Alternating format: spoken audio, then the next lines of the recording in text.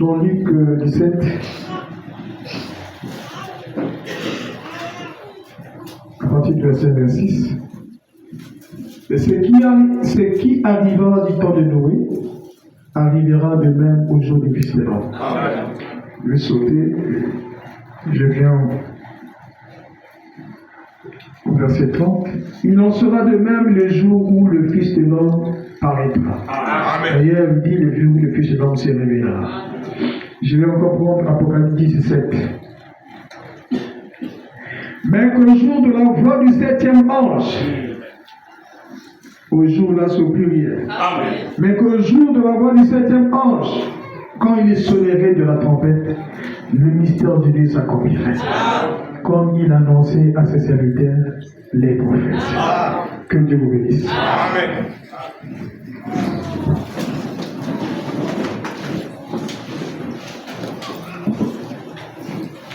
Le message. Amen. C'est lui qui est venu avec un message. Et c'est ce message qui nous rassemble ce soir. C'est ce message qui est la chose la plus principale. C'est le message qui est la chose la plus importante pour les vrais chrétiens. C'est ce message qui est la sécurité des chrétiens. Amen. Je vais lire ceci.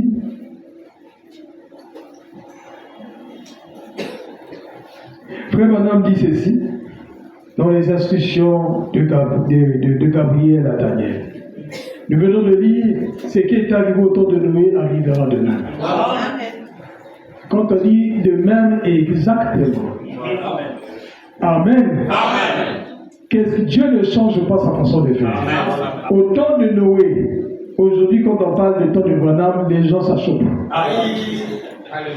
Un prophète est la parole de l'âge. C'est tout un temps. Le Seigneur a caractérisé tout un temps par un nom. Le temps de Noé. Ça arrivera de même en nos jours. Et c'est ce qui se passe. Et qu'est-ce qui s'est passé en ce temps-là? Dieu ne change pas. Le principe de Dieu pour sauver toute une génération, pour sauver ses enfants.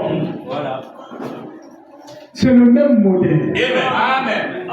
C'est la parole qui est la chose fondamentale. C'est la parole qui sauve. Si Dieu ne parle pas, nous n'aurions pas la foi. Amen. L'homme est sauvé par rapport à la foi. Mais le fondement de la foi, c'est la parole. Sans la parole, nous sommes nulle part. Alors, la responsabilité de Dieu, c'est de donner sa parole à ses enfants. Et tout commence par la parole, comme je l'ai dit. Au commencement était la parole. Et ici, c'est Dieu qui doit commencer. Si Dieu ne commence pas, vous êtes en train de fonder votre construction ou bien votre foi sous le sable. Parce qu'il y aura des preuves, il y aura des situations, il y aura des tempêtes. Attention au commencement. Si Dieu ne commence pas, ça va se révéler dans le temps. Chaque œuvre sera révélée. Nous saurons si cette œuvre-là vient de Dieu ou pas. Amen. Construire c'est bien, mais savoir construire c'est mieux. Savoir sur quoi tu construis c'est important. Amen. C'est pourquoi nous voulons savoir sur quoi nous nous tenons. C'est le rocher d'âge. Je ne veux pas me tenir sur le sable. Le sable, ce sont des interprétations particulières des hommes, des prédicateurs. La Bible dit ne craignez pas ceux qui peuvent tuer le corps, mais craignez ceux qui peuvent tuer l'âme. Qui peut tuer l'âme?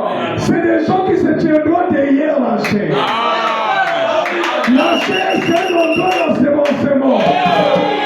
Si Satan arrive à prendre la chair, s'il pervertit la chair, à partir de la chair, toute l'église est pervertie.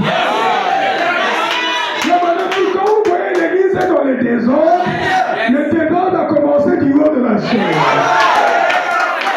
Amen. C'est pour ça qu'il faut faire très attention. Amen. Satan, c'est un imitateur. Quand Dieu donne sa parole, il viendra donner la contrefaçon. Il imite comment? Tant qu'il n'y a pas l'original, on ne parlera pas d'imitation. Satan, il ne vient qu'après.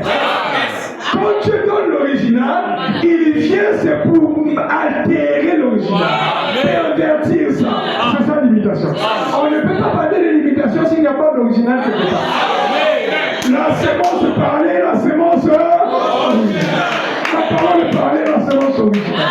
Donc Dieu, c'est sa responsabilité. La parole, Dieu c'est lui la parole. C'est lui la vérité. Donc il n'y a que lui qui peut donner la vérité. Et c'est en cela qu'il est responsable.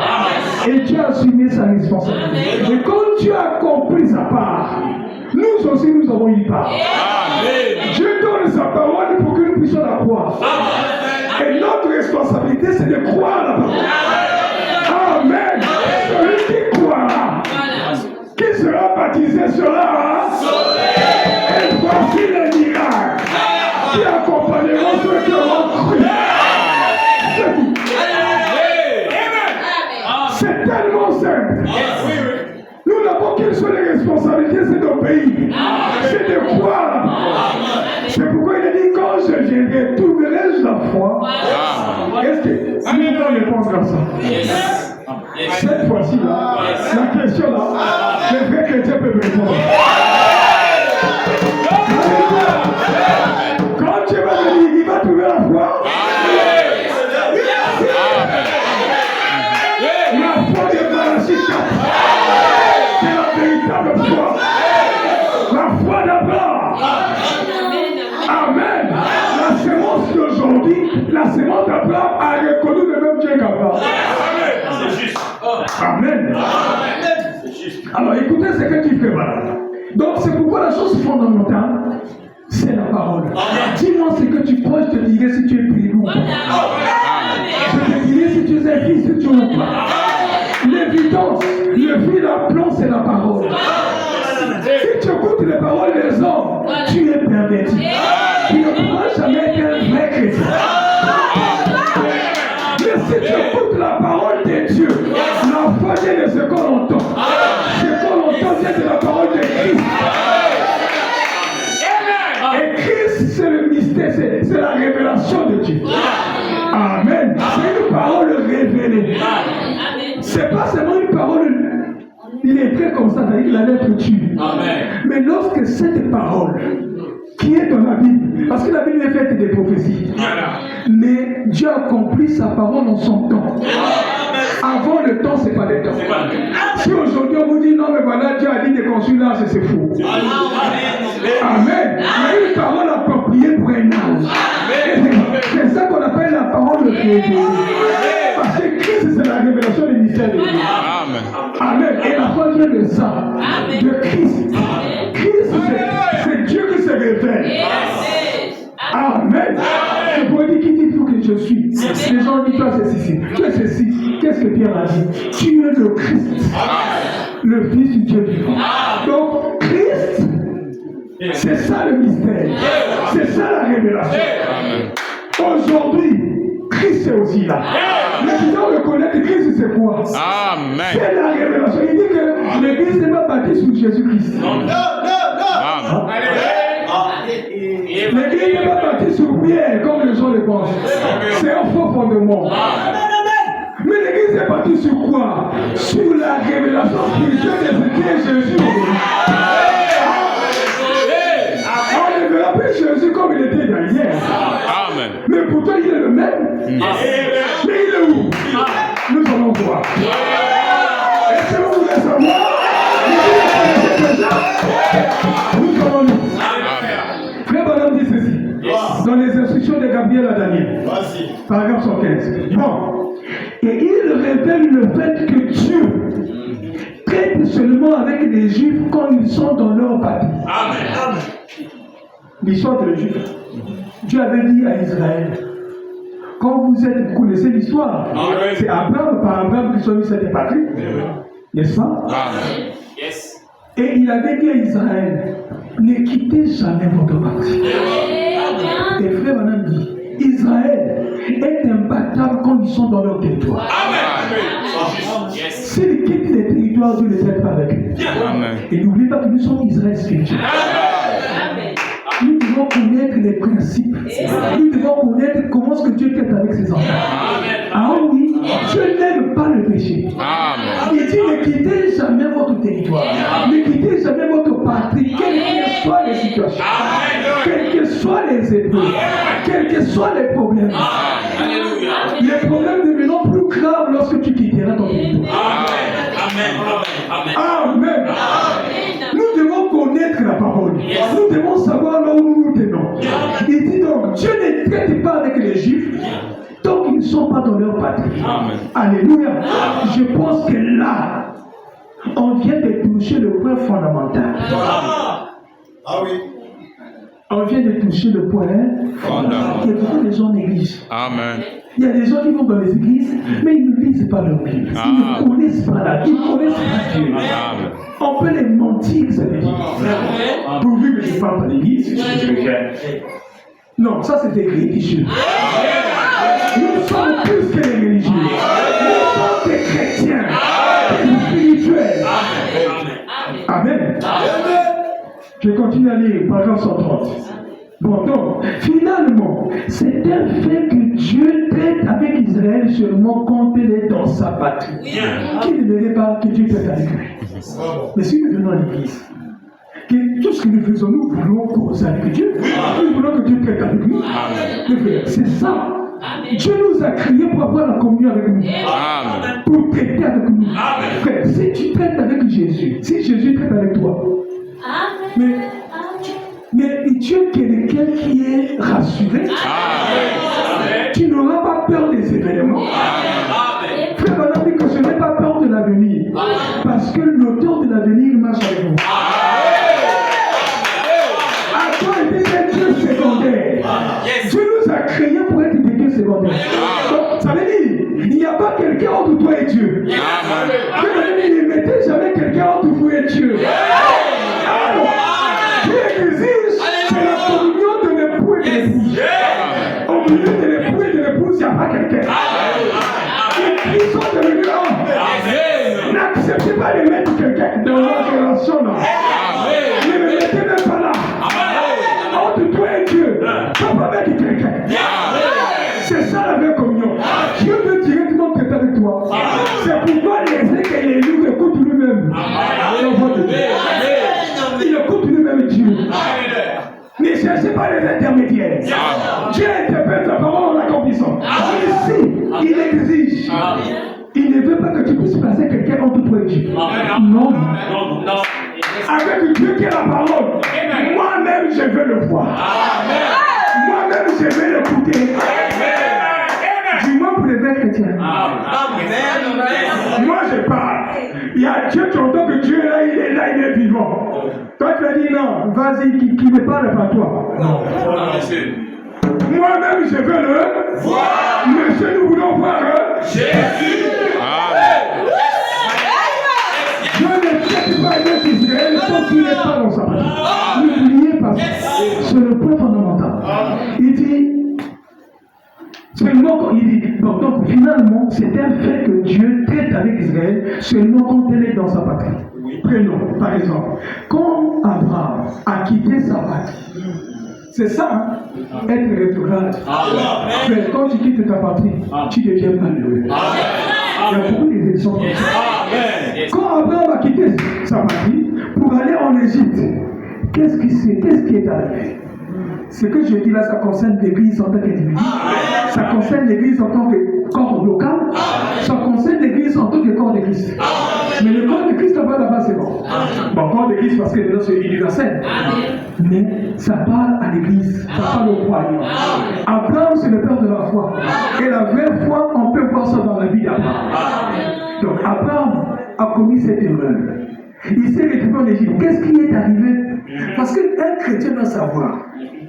C'est pas, on ne peut pas d'une manière arrogante. Tu dois savoir, non, je peux savoir que si je me suis éloigné de Dieu, il y a des signes. Que Dieu ne peut pas nous abandonner. C'est nous qui abandonnons les gens. C'est nous qui abandonnons les gens. Dieu a dit que je ne t'abandonnerai pas. laisser le Christ. Mais c'est toi qui vas quitter Dieu.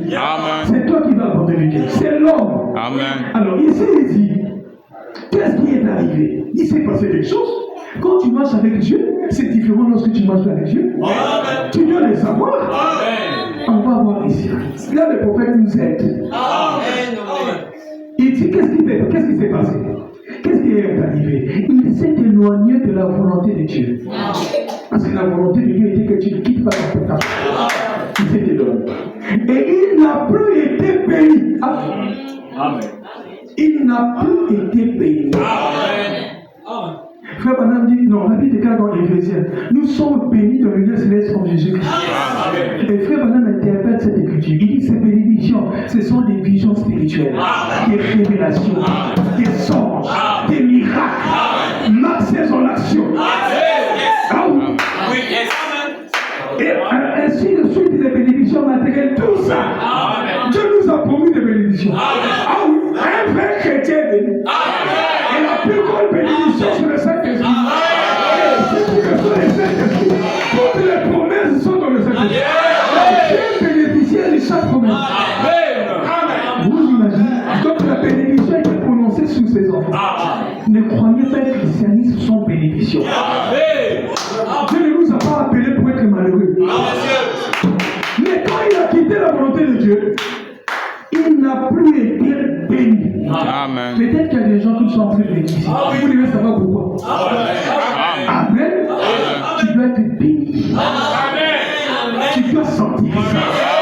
Tu dois le réaliser. Tu dois le réaliser. C'est la bénédiction de Dieu. Alors il dit qu'il n'a plus été béni tant qu'il n'est pas retourné dans sa patrie. Amen. Dieu n'a plus traité avec lui.